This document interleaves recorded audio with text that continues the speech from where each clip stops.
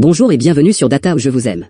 Si vous découvrez, sachez que j'aborde divers sujets sous l'angle des chiffres. Sans plus tarder, rentrons dans le sujet du jour, l'aéronautique. On commence avec ce premier chiffre faramineux, 5 milliards. Ce sont le nombre de passagers comptabilisés sur l'année 2022.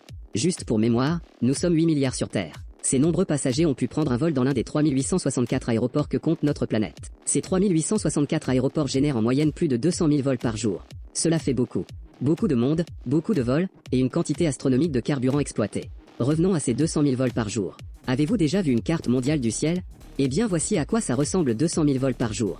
Le ciel est très chargé. Impressionnant, non? Qu'en pensez-vous? À titre de comparaison, durant l'épidémie de Covid-19, le nombre de vols journaliers est descendu jusqu'à 63 000. Et voici, en comparaison, la carte du ciel durant cette période. L'aéronautique est un des secteurs qui a été le plus durement impacté. D'ailleurs, les spécialistes annonçaient en 2020 un retour à la normale, 4, voire 5 années plus tard. Le fait est qu'actuellement, le trafic est désormais supérieur à la période avant Covid. Voilà. A priori, les êtres humains ne peuvent pas se passer de l'avion. Qu'en pensez-vous? Dites-moi dans l'espace commentaire. Revenons à nos avions. Sorry, je voulais dire nos moutons. Vous kiffez ma blague, non? Bref, certains aéroports enregistrent une affluence record. C'est le cas de l'aéroport international d'Atlanta aux États-Unis qui enregistre 100 millions de passagers par an. C'est l'aéroport le plus fréquenté du monde. Petit point de géographie, Atlanta se trouve dans la partie ouest du pays de l'oncle Sam.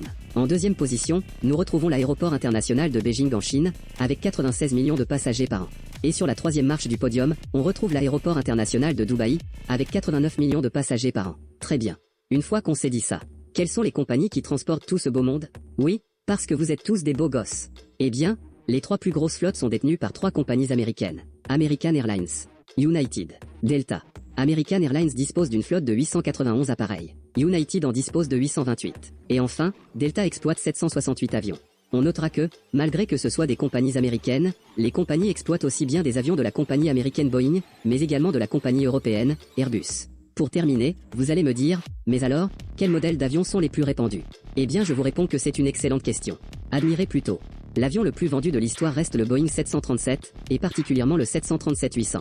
Si vous avez déjà pris l'avion sur une courte distance, 2 à 3 heures, vous êtes probablement monté à bord de ce modèle. C'est par exemple cet avion qu'exploite de manière exclusive la compagnie Transavia ou Ryanair. Cet avion monocouloir s'est vendu à plus de 10 000 exemplaires. En deuxième position, le concurrent direct du 737 chez Airbus, la 320, exploité par EasyJet par exemple. Et sur la troisième marche du podium, on retrouve un gros porteur, le Boeing 747. Toutefois, ce type d'avion, tout comme la 380, vont progressivement disparaître car ne correspondent plus aux enjeux actuels. Les compagnies cherchent désormais à avoir des appareils qui soient avant tout polyvalents. Voilà pour cette petite vidéo. Si vous aimez le contenu, suffit de mettre un pouce. C'est gratuit et ça me motive pour vous proposer de nouveaux contenus chaque semaine. Et si vous souhaitez que j'aborde un sujet en particulier,